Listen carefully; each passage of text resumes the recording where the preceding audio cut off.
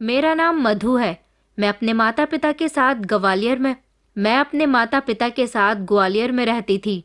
मेरी माँ का जब मैं 7 साल की थी तब देहांत हो चुका था। फिर उसके बाद मेरे पिताजी ने दूसरी शादी कर ली। मेरे पिताजी मुझे पढ़ाना लिखाना चाहते थे, इसीलिए उन्होंने मेरा अच्छे स्कूल में एडमिशन करवाया। और उसके बाद मैं बड़ी हो गई, समझदार हो गई, तो मैं पढ़ाई में खुद ही बिजी रहने लगी। सौतेली माँ ने कभी मुझसे प्यार नहीं किया। वो हमेशा मुझसे अपना बिहेवियर बदलकर ही बात किया करती थी। हमेशा उनका बिहेवियर मेरे साथ गुस्से भरा होता था। मेरी सौतेली माँ के आने के बाद पिताजी ने खुद को काफी हद तक बदल लिया था। उनके आने के बाद वो सिर्फ उन पर ही ध्यान दिया करते थे। उन्हें अपनी इकलौती बेटी कभी दिखाई ही नहीं देती थी। सौतेली माँ चाहती थी कि मैं पढ़ लिख कर कभी कामयाब न बनूं, लेकिन मैं कामयाब होना चाहती थी। मैं यूपीएससी की तैयारी कर रही थी क्योंकि मैं आईएएस बनना चाहती थी। मेरी यूनिवर्सिटी में सारे ही लड़के लड़कियां मेरी तारीफ किया करते थे क्योंकि मैं अपनी यूनिवर्सिटी की टॉपर रह चुकी थी। आईएएस बनना मेरा सपना था, लेकिन इसी बीच मेरा रिश्ता आ गया। मैंने पिताजी को ये नहीं बताया था कि मैं यूपीएससी की परीक्षा दे रही हूँ। वो ज़्यादा पढ़े लिखे नहीं थे, इसीलिए ज़्यादा कुछ जानते भी नहीं थे। उन्हें तो वही करना होता था जो उनका मन करता था। उन लोगों ने कभी मेरी सुनी ही कब थी। मेरा अच्छे घर से रिश्ता आ गया तो उन्होंने फौरन ही लड़के वालों को हाँ कर दी। लड़के वालों ने मेरी सुंदरता को देखकर मेरे माँ पिताजी से जिद करनी शुरू कर दी कि हम आपकी बेटी को अपने घर की बहू बनाना चाहते हैं, हमें आपकी बेटी पसंद आ गई है। मैंने पिताजी को कई बार मना किया कि मैं ये शादी नहीं कर सकती, लेकिन मेरी सौतेली माँ ने मेरे इनकार का गलत मतलब निकालकर पिताजी के सामने पेश कर दिया। उनसे कहा कि रिश्ता बहुत अच्छा है, तो फिर तुम्हारी बेटी को इनकार करने की क्या ज़रूरत है। मुझे तो लगता है कि तुम्हारी बेटी का किसी के साथ अफेयर चल रहा है, तभी तो वो लगातार इस रिश्ते से मना कर रही है। पिताजी ने तो आराम से अपनी पत्नी की बातों पर यकीन कर लिया था। उन्होंने गुस्से में मुझसे पूछा, क्या तुम्हारी माँ ठीक कह रही है? मैंने कहा, पिताजी ऐसा कुछ भी नहीं है, मेरा किसी से अफेयर नहीं चल रहा।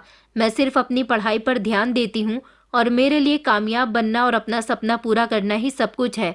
पिताजी कहने लगे कि लड़कियां ज़्यादा नहीं पढ़ती, बस बहुत हो गई तुम्हारी पढ़ाई लिखाई, अब शादी कर लो और अपनी ससुराल चली जाओ। मेरे पिताजी के आगे मेरी कहाँ चलनी थी, इसलिए मैं खामोश हो गई और मेरी शादी पंकज नाम के इंसान के साथ तय कर दी गई। मेरा सपना टूट चुका था, मेरी परीक्षाएं भी अधूरी रह गई थी। अगर मैं अपनी परीक्षा देने में सफल हो जाती तो शायद मेरा सपना पूरा हो जाता, लेकिन अब तो मुझे ससुराल में जाकर अपने ससुराल वालों का दिल जीतना था। इसी को मैंने अपना लक्ष्य बना लिया था। मुझे मेरे ससुर ने पसंद किया था। वो मेरे पिताजी के पुराने दोस्त थे। मैं उनके घर की बहू तो बन गई थी, लेकिन यहाँ आने के बाद मुझे पता चला कि मेरी सास को मैं पसंद नहीं थी। वो सिर्फ अपने पति की खुशी की खातिर मुझे इस घर में लेकर आई हैं, क्योंकि मैं उनके पति की पसंद थी और इस घर में सबसे ज़्यादा मेरे ससुर की ही चलती थी। शादी के बाद मेरे ससुर जी की तबीयत खराब रहने लगी थी। मेरे ससुर जी मेरी बहुत इज्जत किया करते थे। मेरे पति के साथ भी शादी के कुछ दिन मेरे बहुत अच्छे गुजरे।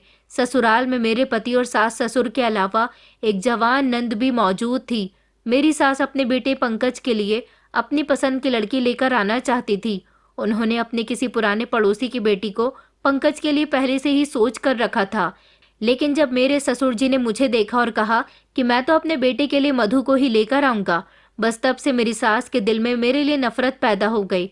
मेरे ससुर जी के सामने मेरी नंद गीतिका और मेरी सास का बर्ताव बहुत अच्छा रहता था, लेकिन उनके पीछे वो लोग हमेशा मुझे ताने देती रहती थी, घर के सारे काम करवाया करती थी। मेरी सास ने मेरे ससुर जी से कहा भी था कि मधु भले ही अच्छी लड़की है, लेकिन एक लड़की को मैं शुरू से ही अपने बेटे के लिए सोचती आ रही हूँ, उसका मधु के साथ कोई मुकाबला नहीं है। और फिर हमारा बेटा तो अच्छा पढ़ा लिखा है और खूब अच्छा कमाता भी है। मेरे बेटे जैसे लायक लड़के के लिए लड़की भी लाखों में एक ही होनी चाहिए। तभी मेरे ससुर जी ने अपनी पत्नी की बातों को नज़रअंदाज करते हुए कहा कि मुझे तो मधु ही पसंद है और पंकज की शादी मधु के साथ ही मैं खूब धूमधाम से करूँगा। मेरे ससुर जी ने जैसा कहा था ऐसा हुआ भी था। उन्होंने मेरी और पंकज की शादी खूब धूमधाम से की थी। शुरुआत में सब कुछ अच्छा था। शादी के बाद मेरी पढ़ाई पूरी तरह से खत्म हो चुकी थी, क्योंकि मेरे पति ये चाहते थे कि मैं घर को अच्छी तरह से संभाल लूं। इसलिए मैंने घर को संभालने के अलावा बाकी सभी कामों से अपना ध्यान हटा लिया था। मैंने पूरी कोशिश की कि मैं घर के सभी सदस्यों को खुश रख सकूं। मैंने अपनी सास और नंद की भी हमेशा इज्जत की और नंद को हमेशा अपनी बड़ी बहन का दर्जा दिया, जबकि सास को अपनी माँ की तरह चाहा था। लेकिन मेरी सास को मेरा अच्छापन हमेशा दिखावा लगता था। उन्हें ये बिल्कुल भी मंजूर नहीं था कि मुझे इस घर में सबका प्यार और सम्मान मिले। इसलिए वो हमेशा अपनी बेटी के साथ मिलकर मुझे मेरे पति और ससुर के सामने नीचा दिखाने की कोशिश में लगी रहती थी। एक दिन जब मैं अपने मायके गई हुई थी तो मेरी सास और नंद को मौका मिल गया और वो मेरे पति के पास आकर बोली कि पंकज बेटा, तुम तो बहुत पढ़े लिखे हो और मॉडर्न हो, इस मधु की तुम्हारे साथ कोई बराबरी नहीं है। तभी मेरी नंद भी कहने लगी कि हाँ भैया, मैं तो चाहती थी कि मेरे एक ही भैया है और उनके लिए कोई अच्छी और मॉडर्न भाभी आए, लेकिन पिताजी ने तो मधु के साथ आपकी शादी करके आपकी किस्मत ही फोड़ दी। कहाँ आप स्टाइलिश और हैंडसम और कहाँ वो सिंपल सी दिखने वाली लड़की। मेरे पति ने उस समय तो अपनी बहन और माँ से कुछ नहीं कहा था, लेकिन उनकी सोच पर असर पड़ने लगा था। धीरे धीरे पंकज का बिहेवियर मेरी तरफ से कठोर और रूखा होने लगा। वो छोटी छोटी बातों पर मुझे डांटने लगे, ताने मारने लगे और कभी कभी तो मुझ पर हाथ भी उठा लिया करते थे। हाथ उठाना तो जैसे उनके लिए मामूली सी बात हो गई थी। मैं अपने पति के इस बदले हुए बिहेवियर को समझ नहीं पा रही थी। मैंने कई बार अपने पति से बात करने की कोशिश की, लेकिन मेरे पति का जवाब हमेशा गुस्से भरा होता था। मुझे नहीं पता था कि मेरे पति को मेरी सास और नंद ने चढ़ाया है, तभी वो ऐसा बर्ताव मेरे साथ कर रहे हैं। मैं सीधे दिल के साथ अपनी सास से ये बात शेयर करने के लिए चली गई थी ताकि वो अपने बेटे को समझाए। मेरी पूरी बात सुनकर मेरी सास ने कहा कि बहू, पति पत्नी के बीच तो ऐसी छोटी मोटी बातें होती रहती हैं, उन्हें ज्यादा बढ़ाना नहीं चाहिए। किसी तीसरे के सामने रोना रोने के बजाय इन बातों को कमरे के अंदर ही सुलझा लेना चाहिए। और मेरी शिकायत मेरी नंद ने फौरन ही अपने भाई से कर दी। उसने कहा कि भैया, भाभी आपकी शिकायत माँ के पास लेकर गई थी। इस बात पर भी मेरे पति मुझ पर बहुत बरसे थे। मैं अपनी सास का जवाब सुनकर हैरान रह गई थी। उन्होंने तो अपना पल्ला ही झाड़ लिया था, लेकिन मेरे ससुर जी कंडीशन को बहुत अच्छी तरह से समझ रहे थे। हमेशा वो अपने बेटे को अकेले में समझाने की कोशिश किया करते थे, लेकिन मेरा पति एक कान से सुनकर दूसरे कान को निकाल दिया करता था। इधर मेरे ससुर जी, जो कि दिल के मरीज थे, एक दिन उन्हें दिल में तेज दर्द उठा। इससे पहले कि घरवाले उन्हें अस्पताल पहुंचा पाते, उनका दम घर में ही निकल गया था। उसके बाद तो मेरे पति को खुली छूट मिल गई थी और मेरी सास नंद भी ऐसा ही किया करती थी जैसा उनका मन करता था। शादी के करीब 1 साल बाद मैंने एक बेटे को जन्म दिया। मुझे लगा था कि शायद अब मेरे पति का व्यवहार कुछ बदल जाएगा, लेकिन ये सब मेरा वहम था। अब हर रात मेरे पति शराब पीकर घर आने लगे थे। मैं उनके लिए दरवाज़ा खोलती तो उनके मुंह से शराब की मुझे बहुत तेज बदबू आती थी। मेरा बेटा छोटा था।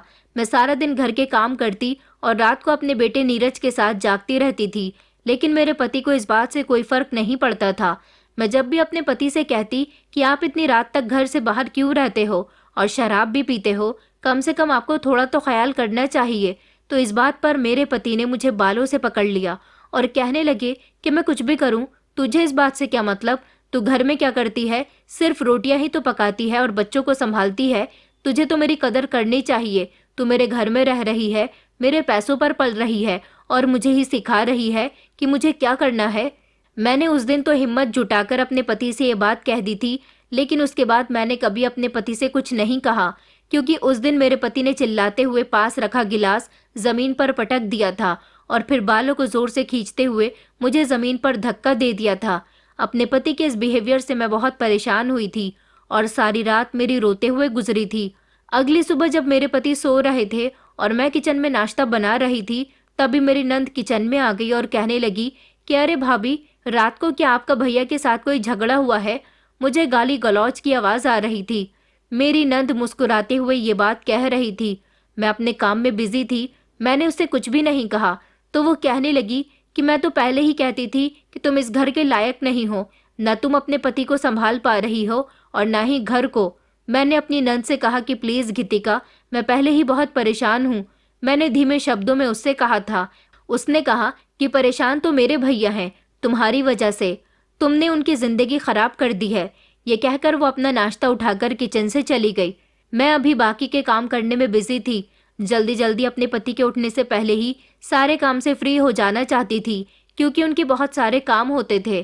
थोड़ी देर बाद मेरे पति के गुस्से से कड़कती हुई आवाज आई, मधु, अरे मधु, कहाँ मर गई हो? मैंने जल्दी से कहा कि जी मैं अभी आई। किचन के सारे काम छोड़कर मैं जल्दी से कमरे में चली गई थी। मेरी सांसें तेज हो रही थी। मैंने जल्दी से साड़ी के पल्लू से अपने हाथ पोंछे। मेरे कमरे में पहुंचने से पहले ही फिर से मेरे पति ने जोरदार आवाज लगाई कि तुम्हें सुनाई नहीं देता? मैं कब से चिल्ला रहा हूँ।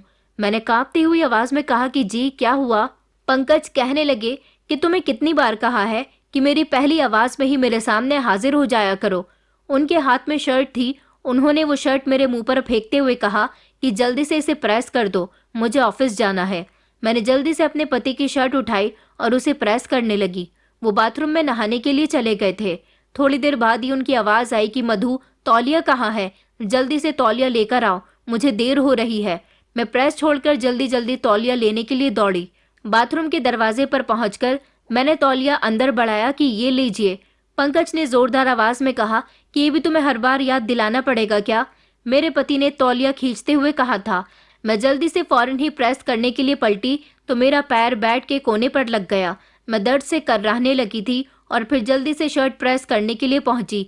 जैसे ही मेरी नज़र शर्ट पर पड़ी, मैं शॉक्ड रह गई थी। शर्ट का एक हिस्सा जल चुका था।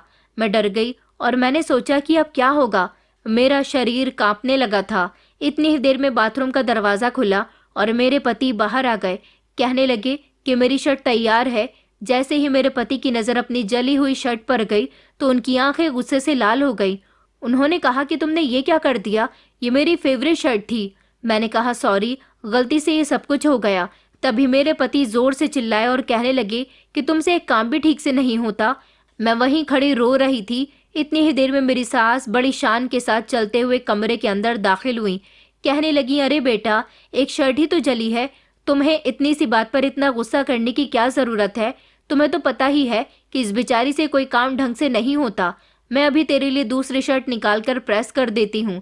मेरी सास अलमारी की तरफ गई और अलमारी खोलते हुए कहने लगी कि मैंने तो तुझे कहा था कि मेरी मर्जी की लड़की से शादी कर ले, मगर तू भी अपने पिता का कहना मानता रहा।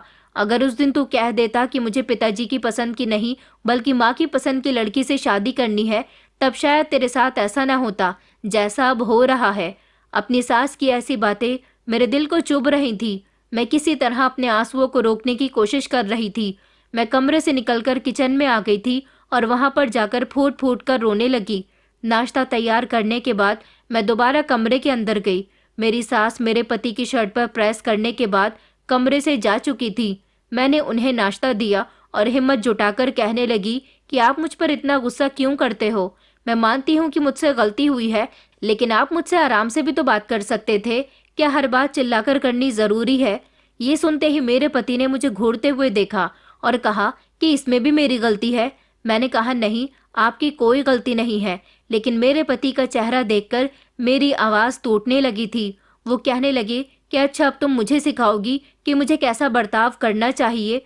इतनी ही देर में उन्होंने मेरे बाल पकड़ते हुए कहा। मैं जोर से चिल्ला उठी थी। मैंने कहा छोड़िए, मुझे दर्द हो रहा है। मैंने बड़ी मुश्किल से उनकी पकड़ से अपने बाल छुड़ाए थे। मैंने कहा कि मैं भी इंसान हूँ, इस तरह का व्यवहार सहन करना अब मेरे बस की बात नहीं है।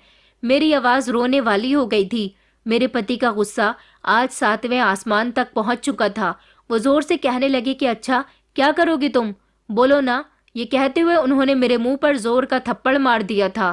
थप्पड़ की आवाज से पूरा घर गूंज उठा था। मेरा तो सर चकराने लगा था। मैं सदमे में आ गई थी और मेरी आंखों में आंसू भर आए थे, लेकिन मैं खामोश रही। दरवाजे पर खड़ा मेरा 5 साल का बेटा ये सब कुछ खामोशी से देख रहा था। उसकी मासूम आंखें पिता की इस हरकत से डर गईं और वो दौड़कर मेरे पास पहुंचा। मैंने उसे गले से लगा लिया। उसने कहा, पापा, आप मम्मी को मत मारा करो। मेरे बेटे की आवाज़ कांप रही थी। मेरे पति गुस्से में तमतमाते हुए बोले कि अपनी माँ की तरह तू भी बहुत बोलने लगा है। लगे हाथ आज तेरी भी अकल ठिकाने लगा ही देता हूँ। ये कहते हुए जैसे ही पंकज मेरे बेटे पर हाथ उठाने लगे तो मैं उनके आगे आ गई। मैंने कहा कि नहीं, आप मेरे बेटे को हाथ लगाने की कोशिश भी मत करना। मेरी आंखों में गुस्सा और बेबसी आ गई थी। इधर पंकज गुस्से से उबलते हुए मुझे बुरी बुरी गालियां देने लगे और कुछ देर के बाद कमरे का दरवाजा जोर से पीटते हुए कमरे से निकल गए। दरवाजे की जोरदार आवाज के बाद कमरे में एक अजीब सा सन्नाटा छा गया था। मैं अपने बेटे को गले लगाकर फूट फूट कर रोने लगी। मेरा बेटा कहने लगा कि मम्मी, पापा आप पर इतना गुस्सा क्यों होते हैं? वो बहुत डरा हुआ था। उसके किसी सवाल का जवाब मेरे पास नहीं था। मैं ये सब कुछ और बर्दाश्त नहीं कर सकती थी। कुछ सोचकर मैंने एक बैग में अपने और अपने बेटे के कपड़े रख लिए और चुपचाप अपने मायके चली गई। मैं मायके पहुंची तो मुझे लगा कि शायद मेरे माता पिता मुझे सहारा देंगे, मेरी तकलीफ को समझेंगे। लेकिन जैसे ही मैंने अपनी सौतेली माँ और पिताजी को पूरी बात बताई तो उनके रिएक्शन ने मुझे अंदर तक झंझोड़ कर रख दिया था। काफी देर तक माँ और पिताजी कमरे में बातें करते रहे और फिर बाहर निकलकर मेरे पिताजी ने एक गहरी सांस लेते हुए कहा कि देखो मधु, हर घर में छोटी मोटी बातें हो जाती हैं। कभी कभी गुस्से में आवाज ऊंची हो जाती है, लेकिन इसका मतलब ये नहीं कि बात को इतना बढ़ाया जाए। तुम्हें समझना चाहिए। मुझे पिताजी से तो ऐसी उम्मीद नहीं थी। मैं ये सब कुछ खामोशी से सुन रही थी। तभी मेरी सौतेली माँ आगे बढ़ी और कहने लगी कि देखो मधु, लड़कियों का घर तो उनका ससुराल ही होता है। अब तुम लड़ झगड़ कर यहाँ बैठ जाओगी तो समाज में हमारी क्या इज्जत रह जाएगी? जैसे भी करके अपनी गृहस्थी चलाओ। मैंने कांपते हुए शब्दों में कहा, लेकिन पिताजी, मैं उस नर्क में वापस नहीं जाना चाहती। पिताजी ने गुस्से से मुझे जवाब दिया, बस अब और बहस मत करो मधु, हम तुम्हारे भले के लिए ही कह रहे हैं। कल सुबह तुम वापस अपने घर जा रही हो, वहां जाकर अपनी जिम्मेदारियों को निभाओ। ठंडे दिमाग से काम लो। जल्दबाजी में किए गए फैसले हमेशा गलत होते हैं। उस रात में रोई नहीं थी, बल्कि अपने दिल में तकलीफ लेकर सारी रात छत को घूरती रही थी। मेरे दिल में दर्द था। मेरी माँ तो सौतेली थी, लेकिन मेरे सगे पिता भी मेरी तकलीफ को समझने के लिए तैयार नहीं थे। अगली सुबह मैं चुपचाप अपना बैग उठाकर ससुराल वापस लौट आई थी। दरवाजा खोलते ही मेरी सास की आवाज मुझे सुनाई दी, अरे आ गई महारानी, तेरे माता पिता तुझे 2 दिन भी नहीं रख पाए। मैंने सोचा कि इनको जवाब देने का कोई भी फायदा नहीं है, इसलिए मैं खामोशी से आगे बढ़ गई। अब मेरे पति और मेरी सास नंद ये बात अच्छी तरह से समझ गए थे कि मुझे मायके का भी कोई सहारा नहीं है। मेरे पति का बिहेवियर अब दिन ब दिन और ज्यादा कठोर होता जा रहा था। अब वो न केवल रात को शराब पीकर आते थे, बल्कि जानबूझकर अपनी माँ और बहन के सामने मेरी बेइज्जती करते थे। एक दिन मेरा बेटा नीरज बीमार पड़ गया। पूरी रात बुखार में तपता रहा। मैं अपने बेटे की फिक्र में सारी रात जागती रही थी। मैंने पंकज को जगाने की कई बार कोशिश की कि वो नीरज को डॉक्टर के पास ले जाए, उसे बहुत तेज बुखार है। लेकिन उन्होंने झुंझलाते हुए कहा कि मुझे सोने दो, वैसे भी ये सब तुम्हारा काम है, मेरा नहीं। सारी रात मेरा बेटा बुखार से जलता रहा था। अगली सुबह मैंने फिर से नीरज को डॉक्टर के पास ले जाने के लिए पंकज से बात की तो पंकज ने साफ साफ जवाब दिया कि डॉक्टर के पास जाना है तो तुम खुद ऑटो करके चली जाओ, मेरे पास टाइम नहीं है। उनकी इस बात से मैं अंदर तक टूट चुकी थी। ये बेटा उनका भी तो था, उन्हें अपनी जिम्मेदारी समझनी चाहिए थी, मगर नहीं। मैं खुद ही अपने बेटे को लेकर डॉक्टर के पास चली गई। डॉक्टर से चेकअप करवाने के बाद मैं डॉक्टर के केबिन से निकल ही रही थी, अचानक मेरी टक्कर एक लड़के से हो गई। जैसे ही मेरी उस पर नजर गई, मैं उसे फौरन पहचान गई थी। वो लड़का मेरा क्लासमेट रह चुका था। मैंने उसे सॉरी बोला। मैं उसको पहचान कर भी अनदेखा कर गई थी और आगे की तरफ बढ़ने लगी। उसने फौरन ही मुझे आवाज लगाई, मधु। मैंने उसे पलटकर देखा। उसने कहा, तुम मधु ही हो ना? मैंने कहा कि जी, मैं मधु हूँ। वो कहने लगा कि तुम मुझे पहचान गई ना, मैं तुम्हारा क्लासमेट हूँ, हम दोनों साथ पढ़ते थे। मैंने कहा, हाँ दीक्षित, मैं तुम्हें पहचान गई हूँ। उसने कहा, ये तुमने अपनी कैसी हालत बनाई हुई है, ये तुम्हें क्या हो गया? तुम तो कभी हमारी यूनिवर्सिटी के टॉपर हुआ करती थी और तुम तो यूपीएससी के एग्जाम दे रही थी, तुमने अपनी पढ़ाई बीच में ही क्यों छोड़ दी? मैंने कहा, हाँ मेरी पढ़ाई बीच में ही रह गई क्योंकि मेरी शादी हो गई है। मैंने अपने बेटे की तरफ इशारा करते हुए बताया कि ये मेरा बेटा है। उसने कहा, यार तुम कितनी इंटेलिजेंट थी, शादी करके तुमने अपना फ्यूचर खराब कर लिया, तुम्हारे तो चेहरे से भी रौनक गायब हो गई। तुम तो आईएएस बनना चाहती थी, मुझे उम्मीद थी कि तुम्हारा सपना जरूर पूरा होता, तुम्हें इतनी जल्दी शादी करनी नहीं चाहिए थी। मैंने कहा, शायद यही मेरे नसीब में लिखा हुआ था। बातें करने के दौरान दीक्षित की नज़र मेरी गर्दन और बाजू पर पड़ी। उसने कहा कि ये निशान कैसे हैं? मैं झेप गई और मैंने कुछ नहीं कहा। वो कहने लगा कि मैं भी यहाँ ट्रीटमेंट के लिए आया था, मैं तो आज आईपीएस ऑफिसर बन गया हूँ। अगर तुम्हें कोई परेशानी हो तो तुम मुझे बता सकती हो। मुझे तुमसे हमदर्दी है क्योंकि मुझे अफसोस हो रहा है कि तुम जैसी होनहार लड़की ने अपनी पढ़ाई बीच में ही छोड़ दी। मेरी आंखों से आंसू निकल रहे थे। मैं दीक्षित को कैसे बताती कि मैं कितने सालों से अपने पति के अत्याचार बर्दाश्त कर रही हूँ। दीक्षित ने कहा कि अच्छा ठीक है, लगता है तुम जल्दी में हो, मैं तुम्हारा समय ज्यादा नहीं लूंगा। मुझे लगता है कि तुम काफी परेशान हो, मैं तुम्हारे बारे में ज्यादा तो नहीं पूछूंगा। उसने अपनी जेब में हाथ डाला और मुझे एक कार्ड दिया। वो कहने लगा कि तुम्हें जिंदगी में कभी भी मेरी मदद की जरूरत हो तो मुझसे कांटेक्ट जरूर करना, मैं तुम्हारी मदद करने के लिए हमेशा तैयार रहूंगा। वैसे भी मैं एक आईपीएस ऑफिसर होने के साथ साथ समाज सेवक भी हूँ। मैंने उसका शुक्रिया अदा किया और मैं वहां से चली आई थी। मुझे अस्पताल में काफी देर हो गई थी। अभी मुझे अपने बेटे की दवाइयां भी लेनी थी। मेडिकल स्टोर पर भी काफी भीड़ लग रही थी, इसलिए मुझे वहां भी देर हो गई। और फिर जब मैं घर पहुंची तो घर पहुंचते ही काम में बिजी हो गई थी। अपने बेटे को दवाई देकर मैंने सुला दिया था। शुक्र था कि मेरे पति अभी घर पर नहीं आए थे, वरना हंगामा शुरू कर देते कि इतनी देर में कहाँ से आ रही हो। मैं उनको कितना ही यकीन दिलाती कि मैं डॉक्टर के यहाँ गई थी, फिर भी उन्हें यकीन नहीं आता। अगली सुबह नीरज की तबीयत काफी बेहतर थी। नीरज को स्कूल भेजने के बाद मैं नाश्ता बनाने में जुट गई थी। तभी मेरे पति कमरे से बाहर आकर नाश्ता करने ही जा रहे थे कि अचानक गीतिका कमरे में आ गई और मेरे पति से कहने लगी कि भैया, मुझे आपसे कुछ कहना है, आप अपनी पत्नी को काबू में रखिए। कल ये महारानी नीरज को डॉक्टर के ले जाने के बहाने से पूरे 4 घंटे में घर आई है। डॉक्टर के यहाँ इतना भी समय नहीं लगता, न जाने कहाँ मटर गश्ती करती फिर रही थी। घर का सारा काम मुझे ही करना पड़ा। इतनी छूट भी अच्छी नहीं है। माँ भी बहुत गुस्सा हो रही थी, लेकिन आप गुस्सा मत करना, मैं तो बस आपको बता रही हूँ कि आपकी पीठ पीछे भाभी न जाने कहाँ कहाँ घूमती रहती है। ये बात सुनते ही मेरे पति की आंखें अंगारे की तरह उबलने लगी थी। वो तेज कदमों से चलकर किचन में मेरे पास आए। मैं जो अपने पति के लिए गरम गरम पराठे बना रही थी, मेरा मुंह दूसरी ओर था। मेरे पति ने पीछे से मेरे बाल पकड़े और घसीटते हुए मुझे किचन से बाहर ले आए। मैं समझ नहीं पा रही थी कि आखिर वो क्यों और किस लिए ऐसा कर रहे हैं।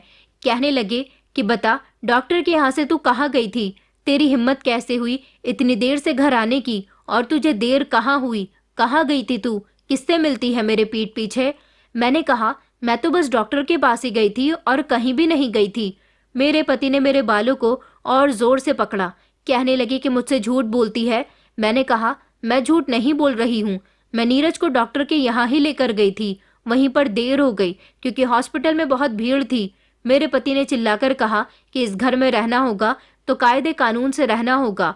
झूठ बोलती है, अस्पताल में इतनी देर नहीं लगती जितनी देर में तू यहाँ आई है। 4 घंटे तूने अस्पताल में क्या किया? मुझे बहुत दर्द हो रहा था क्योंकि उन्होंने मेरे बालों को बहुत मजबूती के साथ पकड़ा हुआ था। इससे पहले कि मैं कुछ बोलती, अचानक मेरे पति का फोन बज उठा। उनके ऑफिस से फोन आया था। वो इन सब बातों को भूल गए थे कि आज उन्हें जल्दी ऑफिस जाना था। मेरे पति ने मुझे झटके से जमीन पर पटक दिया और बिना नाश्ता किए ही घर से बाहर निकल गए।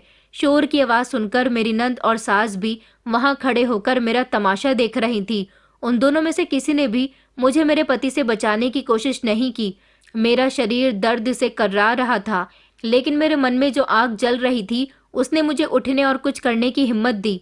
मैंने अपने आंसू पोंछे, दूसरी तरफ देखा तो मेरी सास और नंद आपस में खड़ी एक दूसरे को देखकर मुस्कुरा रही थी और फिर वो अपना मुंह सिकोड़ते हुए वहां से चली गईं। मैंने सोच लिया कि अब मुझे अपनी और अपने बेटे की जिंदगी को सुधारने के लिए कुछ ना कुछ तो करना ही पड़ेगा। मैंने घर के काम खत्म किए और अपने सारे डॉक्यूमेंट और सर्टिफिकेट निकाले। मैंने ये तय कर लिया था कि अब मैं आत्मनिर्भर बनूंगी। मैंने शहर के हर कॉलेज और स्कूल की वेबसाइट पर जाकर नौकरी की वैकेंसी निकालनी शुरू की, लेकिन जहां भी वैकेंसी थी वहां एक्सपीरियंस कैंडिडेट की मांग थी। लेकिन मेरे पास तो एक्सपीरियंस था ही नहीं, बल्कि अब तो मेरी शादी को भी 6 साल गुजर चुके थे। फिर भी मैंने हार नहीं मानी और कई जगहों पर ईमेल और आवेदन भेजे। शाम के समय मैं मोबाइल पर नजरें गड़ाए नौकरी के किसी जवाब का इंतजार कर रही थी। तभी दरवाजे पर तेज आवाज आई। मैं चौंक गई और फौरन ही दरवाजा खोलने गई तो सामने मेरे पति खड़े हुए थे। उनके हाथ में एक लिफाफा था। मेरे पति ने वो लिफाफा मुझे दे दिया। मैंने जैसे ही लिफाफा खोल कर देखा तो उसके अंदर एक कागज था और उस कागज पर जो शब्द लिखे हुए थे उसका हर एक शब्द जैसे किसी हथौड़ी की तरह मेरी आत्मा पर वार कर रहा था। ये तलाक के पेपर्स थे। मैंने कांपती हुई आवाज में कहा, डाइवोर्स। मेरे पति मुस्कुराते हुए कहने लगे कि हाँ, और ये भी जान लो कि मेरा बेटा मेरे पास रहेगा क्योंकि तुम बेरोजगार हो, कोई काम धंधा नहीं करती हो, इसलिए उसकी देखभाल करने के काबिल नहीं हो तुम। मैंने कागजों को गौर से देखा, फिर अपने बेटे की तरफ देखा। मेरी आंखों में आंसू तैर गए। एक दिल तो किया कि जोर जोर से चीख कर रोऊं, तो दूसरा दिल किया कि मुझे अपने पति के सामने कमजोर नहीं दिखना, बल्कि खुद को हिम्मत से संभालना है। आज अगर मैं हार गई तो मेरे बेटे का फ्यूचर मेरी तरह बर्बाद हो जाएगा। नहीं, मुझे कुछ तो करना ही होगा। मैंने तसल्ली से काम लिया और उन पेपर्स को लेकर कमरे के अंदर चली गई।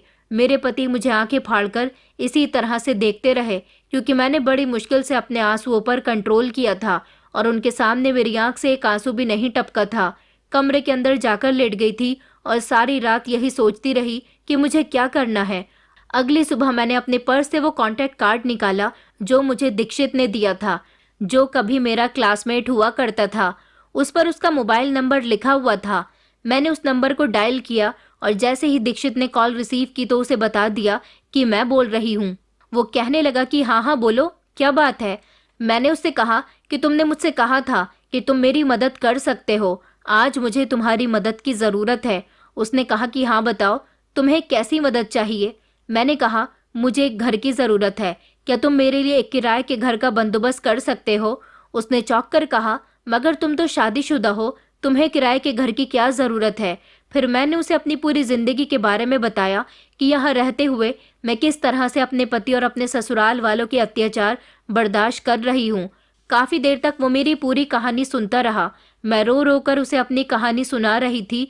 फिर उसने कहा कि मुझे तुम पर पहली नज़र में देखते ही तरस आ गया था, क्योंकि तुम्हारी आंखों से साफ दिखाई दे रहा था कि तुम बहुत ज़्यादा परेशान हो।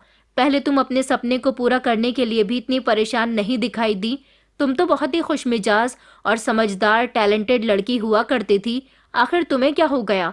तुम्हें शादी के बाद भी समझदारी से काम दिखाना चाहिए था।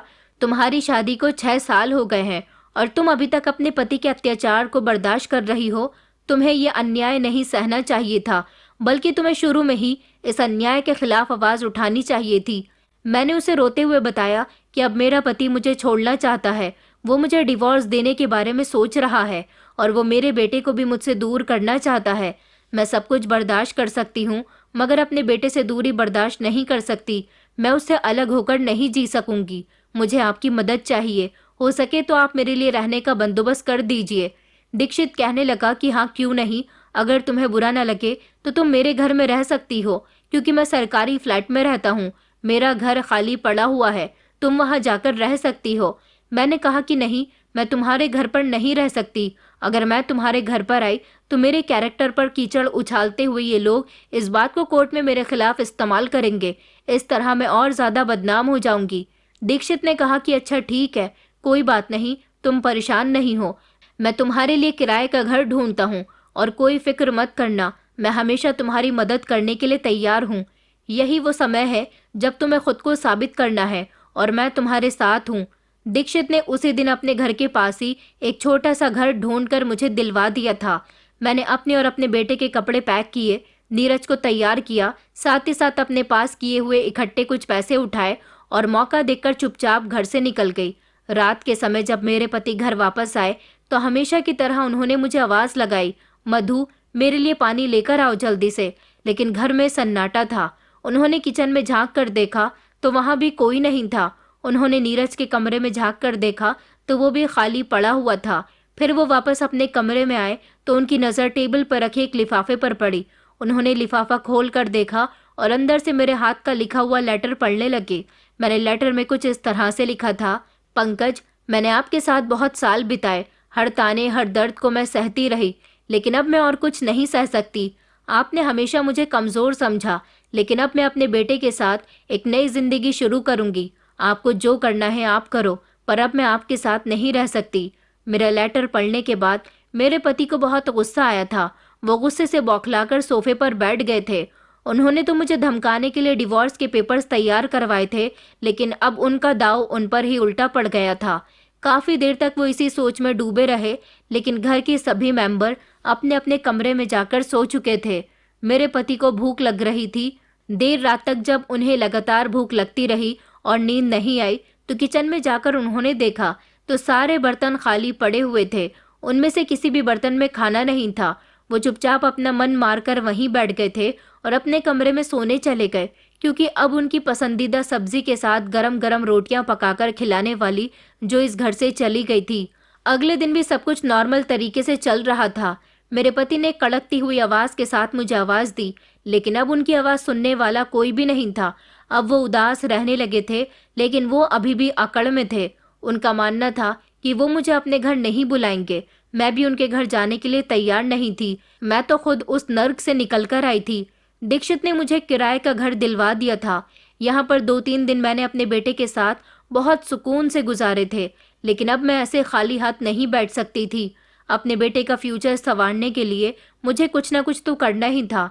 मैं बड़ी परेशान थी। मैं किसी अच्छी नौकरी की तलाश कर रही थी, लेकिन मुझे कहीं नौकरी नहीं मिल सकी। दीक्षित अपने घर से खाना बनवाकर मेरे लिए लेकर आया था, लेकिन मैं उसका एहसान कब तक ले सकती थी। मैंने उसे कह दिया था कि अब तुम्हें मेरा ख्याल रखने की ज़रूरत नहीं है, बस एक बार मेरी नौकरी लग जाए, उसके बाद सब कुछ ठीक हो जाएगा। उसने कहा कि तुम टीचिंग कर सकती हो। मैंने कहा कि टीचिंग करने का मुझे कोई एक्सपीरियंस नहीं है। दीक्षित ने मुझे एक आइडिया दिया। वो कहने लगा कि तुम चाहो तो इस घर में रहकर ही कोचिंग सेंटर खोल सकती हो। मैंने कहा कि वो कैसे? उसने कहा, तुम्हें याद नहीं कि तुम यूपीएससी के एग्जाम्स दे रही थी और तुम्हें अच्छी तरह से पता है कि यूपीएससी के एग्जाम किस तरह क्लियर किए जाते हैं। मैं ढूंढकर तुम्हारे लिए 2-3 स्टूडेंट्स का बंदोबस्त कर देता हूँ। तुम घर में ही कोचिंग सेंटर चला सकती हो। मुझे उम्मीद है कि तुम ये सब कर सकोगी। मैंने कहा, लेकिन मुझे डर लग रहा है। वो कहने लगा कि तुम्हें अपना करियर बनाना है, पैसे कमाने हैं, तो कुछ ना कुछ तो करना ही होगा। दीक्षित ने मेरे लिए यूपीएससी कंप्लीट करने वाले 2-3 स्टूडेंट का बंदोबस्त कर दिया था। मैंने उन स्टूडेंट्स को पढ़ाना शुरू कर दिया। धीरे धीरे मेरे पास 1-2 स्टूडेंट्स आए। मेरी काबिलियत और मेरी पढ़ाई का तरीका उन स्टूडेंट्स को अच्छा लगा था। उन्हीं के थ्रू बाकी स्टूडेंट्स ने भी मेरे पास आना शुरू कर दिया और इस तरह मेरा कोचिंग सेंटर 2 से 5 स्टूडेंट और 5 से 10 स्टूडेंट्स तक पहुंच चुका था। मुझे खुशी हुई थी कि मैं कामयाब होने लगी थी। उधर मेरी ससुराल में मेरे पति को मेरी कमी बहुत खल रही थी। उनका अपने ऑफिस में काम पर भी ध्यान नहीं था। उनकी परफॉर्मेंस खराब होने लगी तो कंपनी ने उन्हें नौकरी से निकाल दिया। उसके बाद उन्हें कहीं और अच्छी नौकरी नहीं मिली, इसलिए उन्हें कोई छोटी मोटी नौकरी करनी पड़ी। वहीं किराए के छोटे मोटे घर में रहते हुए पहले मैंने बहुत सारी परेशानियों का सामना किया। उसके बाद मैं अपने लक्ष्य तक पहुंचने लगी थी। मैंने अपने कोचिंग सेंटर का नाम नीरज कोचिंग सेंटर मतलब अपने बेटे के नाम पर रखा था। ऊपर वाले की कृपा से मेरी मेहनत रंग ले आई थी। स्टूडेंट्स को मेरा पढ़ाया गया समझ आने लगा था और उन लोगों को तरक्की हासिल होने लगी, तो उन्होंने मेरे बारे में बाकी स्टूडेंट्स को भी बताया, जो अच्छे अंक प्राप्त करने के लिए मुझे सजेस्ट करने लगे और इस तरह मेरा कोचिंग सेंटर चल निकला था। मैं आज भी दीक्षित की शुक्रगुजार हूँ, जिसने मेरा बहुत साथ दिया। मैं पढ़ाई में बहुत अच्छी थी। मैंने जैसे जैसे अपने एग्जाम्स की तैयारी की थी, वैसे वैसे ही मैं स्टूडेंट्स को तैयारी करवाने लगी, क्योंकि एग्जाम में जो जो आया था उसके दौरान मुझे पता चल गया था कि एग्जाम्स में मैंने क्या क्या किया। मैंने ऑनलाइन भी अपने कोचिंग सेंटर के एड्स डालने शुरू कर दिए थे, जो कि लोगों को बहुत पसंद आए और उसके थ्रू भी लोग मुझसे कांटेक्ट करने लगे। दिन रात की परवाह ना करते हुए मेरी मेहनत जारी थी। 3-4 महीने की मेहनत रंग ले आई थी और इस तरह मेरे पास काफ़ी स्टूडेंट्स हो गए थे, जिनके कुल मिलाकर चार्जेस इतने ज़्यादा होते थे कि मेरा घर खर्च उसमें आराम से निकल जाता था। मैंने अपने बेटे की पढ़ाई भी चालू रखी। उधर मेरी ससुराल में मेरे घर से निकलने के बाद वहाँ का माहौल पूरी तरह से बिगड़ गया था। मेरी सास तो कोई काम नहीं करती थी, जबकि नंद गीतिका को मजबूरी में काम करने पड़ रहे थे, जो बर्तन पटक पटक कर बड़बड़ाते हुए घर के काम कर रही थी। पंकज जब भी अपने घर के अंदर दाखिल होते, अपनी बहन से खाना या नाश्ता मांगते, तो वो गुस्से में कहती कि भैया, मैं आपकी नौकरानी नहीं हूँ, आखिर मैं भी इंसान हूँ, हद हो गई है, मैं कितना काम करूँ। जब भाभी थी तो सब कुछ ठीक चल रहा था। उसी समय मेरी सास ने अपनी बेटी को आवाज़ लगाई, अरे गीतिका बेटा, मेरी दवाई दे जा, तूने अभी तक नहीं दी। बहू होती थी तो समय से मेरे सारे काम कर दिया करती थी, अब एक एक करके सबको मेरी याद आ रही थी। गीतिका ने अपनी माँ से चिल्लाते हुए कहा कि मैं कोई नौकरानी नहीं हूँ, मैं अब किसी का कोई काम नहीं करूँगी, भाभी को ही वापस बुला लो, इससे पहले कि ये घर पूरी तरह से बर्बाद हो जाए। तभी मेरा पति भड़क उठा और कहने लगा कि मैं उसे कभी वापस नहीं लाऊंगा, वो अपनी मर्जी से गई है तो खुद ही वापस आएगी। कुछ दिनों बाद उसकी खुद ही अकल ठिकाने आ जाएगी, मैं उसे अच्छी तरह से जानता हूँ। इधर से मैंने अपना काम कर दिया था, क्योंकि मैंने फैसला कर लिया था कि अब मैं खुद अपने पति को डाइवोर्स के लिए नोटिस भेजूंगी। और जब वो नोटिस मेरी ससुराल पहुंचा तो मेरे पति के होश उड़ गए थे। जिस पर मेरे साइन पहले से ही मौजूद थे। डिवोर्स के पेपर्स देखकर मेरी नंद ने कहा, लो भैया, अपनी करनी अब भुगत लो। पंकज को बहुत गुस्सा आया। उसे तो यकीन भी नहीं आ रहा था कि मैं इतना बड़ा कदम भी उठा सकती हूँ। अब ये केस कोर्ट में चलना था, इसलिए हम दोनों कोर्ट में एक दूसरे के सामने खड़े हुए थे। मेरे पति ने भी अपनी तरफ से वकील किया था, जिसने अपने शब्दों से मुझ पर प्रहार किया। उसने कहा कि मैडम, आपने शादी से लेकर अब तक तो कोई शिकायत नहीं की, अचानक अब आपको अपने पति से क्या परेशानी हो गई? मैंने जवाब दिया कि मैंने अपनी शादी बचाने के लिए सब कुछ सहा, लेकिन अब मेरी बर्दाश्त की हद खत्म हो चुकी है, इसलिए मजबूरन मुझे ये कदम उठाना पड़ा, और इस कदम को उठाने के लिए मुझे मेरे पति और ससुराल वालों ने ही मजबूर किया। मेरे पति के वकील ने मुझ पर बदचलन और लापरवाह होने का भी आरोप लगाया था, जिसको मैंने खामोशी से बर्दाश्त किया। जो महिला खुद ही घर छोड़कर चली गई, जिसका चाल चलन ही ठीक न हो, ऐसी माँ को बच्चे की कस्टडी कैसे दी जा सकती है? लेकिन मैंने भी अपना पक्ष मजबूती से रखा। मैंने गवाह और मेडिकल रिपोर्ट पेश की जो मेरे साथ घरेलू हिंसा को साबित कर रही थी। सबसे बड़ा मोड़ तो तब आया जब मेरे बेटे को कोर्ट में बुलाया गया। जज साहब ने उससे प्यार से पूछा कि बेटा, आप किसके साथ रहना चाहते हो? मैं अपने बेटे के चेहरे की तरफ देख रही थी, जिसके एक सही फैसले से ये सब कुछ ठीक भी हो सकता था और एक गलत फैसले से सब कुछ गलत भी हो सकता था। लेकिन मेरे बेटे ने बिना किसी डर से कहा कि मैं अपनी मम्मी के साथ रहना चाहता हूँ। पापा मम्मी को बहुत मारते थे और उन पर गुस्सा भी करते थे। मम्मी रोती रहती थी, मेरे पापा बहुत बुरे हैं, मैं उनके साथ नहीं रहना चाहता। पंकज ने अपने बेटे की जब ये बात सुनी तो उनका चेहरा शर्मिंदगी से भर उठा था। उनके केस जीतने की उम्मीदें अब ना के बराबर थीं। अब अगली सुनवाई में नतीजा आना था। मैंने इंस्टॉलमेंट पर अब एक छोटा सा घर भी खरीद लिया था और अपने बेटे नीरज के साथ उस घर में शिफ्ट हो गई थी। दीक्षित ने मेरा बहुत साथ दिया था। वो एक अच्छा और ईमानदार इंसान था, वरना कहाँ कोई गैर किसी के लिए इतना करता है। उसने ही मुझे हिम्मत दिलाई कि मुझे अपना केस किस तरह से लड़ना होगा। केस की आखिरी सुनवाई से ठीक एक दिन पहले मेरे मोबाइल पर पंकज का फोन आया था। मैंने फोन उठाया तो उन्होंने कहा कि वो एक बार मुझसे मिलना चाहते हैं, लेकिन मैंने कहा कि मैं तुमसे नहीं मिलना चाहती। मैंने साफ शब्दों में अपने पति को ये बात बोल दी तो उन्हें एक अजीब सा झटका लगा था। मेरे पति ने कहा कि एक आखिरी बार मैं तुमसे मिलना चाहता हूँ, शायद उसके बाद हम दोनों एक दूसरे से अलग हो जाएंगे। मैंने कहा कि अच्छा ठीक है। लगभग आधे घंटे के बाद मेरा पति मेरे घर के बाहर आकर खड़ा हो गया था। घर के बाहर उन्होंने मेरी नेम प्लेट लगी हुई देखी तो उन्हें हैरानी हुई थी। उन्होंने घर की डोर बेल बजाई तो मैंने दरवाज़ा खोला और उन्हें अंदर आने का कहा। मेरे पति चारों तरफ से मेरे घर को गौर गौर से देख रहे थे। मेरा छोटा सा घर अंदर से बहुत सुंदर था। घर में हर तरह की सुविधा मौजूद थी। मैंने उनसे कहा कि आपको क्या बात करनी थी? उन्होंने कहा कि बस मैं तुमसे 5 मिनट बात करना चाहता हूँ। मुझे अपनी गलतियों का एहसास हो गया। तुम्हारे जाने के बाद मैं पूरी तरह से अकेला रह गया था। उस दिन मैंने अपने पति के चेहरे पर बेबसी देखी थी। उन्होंने कहा कि तुम्हारे बिना घर बिखर गया, माँ बीमार है और गीतिका से घर का कोई काम नहीं होता। सच कहूँ तो कोर्ट में जो कुछ भी मेरे बेटे ने मेरे लिए कहा, उसके बाद से मैं अपनी ही नज़रों में गिर गया हूँ। मैंने तुम्हारे साथ बहुत बुरा किया है मधु। मैंने कहा, तो अब आपकी ज़िंदगी में सब कुछ खराब हो गया तो इसीलिए आपको मेरी याद आई है? वो अपनी आंखों में आंसू लेकर कहने लगे कि नहीं, मुझे सच में अपनी गलती का एहसास हो गया। मैं बस इतना कहना चाहता हूँ कि ये डिवोर्स वाला मामला ख़त्म कर दो और मेरे साथ वापस चलो। और नीरज के बारे में भी तो सोचो, उसे भी तो अपने माता पिता की ज़रूरत है। मैंने कहा कि नहीं, उसे अपने पिता की ज़रूरत नहीं है। उसके लिए अब मैं ही उसकी माँ हूँ और मैं ही उसका पिता हूँ। तुम जैसा पिता तो किसी काबिल नहीं। मेरे पति ने शर्मिंदा होते हुए कहा कि मैं जानता हूँ कि मैंने बहुत सारी गलतियाँ की हैं, लेकिन मैं वादा करता हूँ कि अगर तुम एक बार मुझे मेरी गलती सुधारने का मौका दो तो सब कुछ ठीक हो सकता है। बस तुम एक बार मुझे माफ़ कर दो। मैंने कहा, मौका मैं तुम्हें कभी नहीं दूंगी। हर दिन तुम्हारे लिए मौका था, लेकिन तुमने उसे हर बार बर्बाद कर दिया। माफ़ी का तो सवाल ही पैदा नहीं होता। जब कोई गलती अनजाने में होती है तब माफ़ी मांगी जाती है, लेकिन तुम्हारी हर गलती जानबूझकर की गई थी। मैं तुम्हें माफ़ नहीं कर सकती और सच कहूँ तो अब मेरी ज़िंदगी में तुम्हारे लिए कोई जगह नहीं है। तुम यहाँ से जा सकते हो। पंकज ने आखिरी बार एक नज़र मुझ पर और मेरे बेटे पर डाली और फिर वो घर से निकल गए। मैंने भी कभी अपने पति को दोबारा पलटकर नहीं देखा। हम दोनों का रिश्ता ख़त्म हो गया।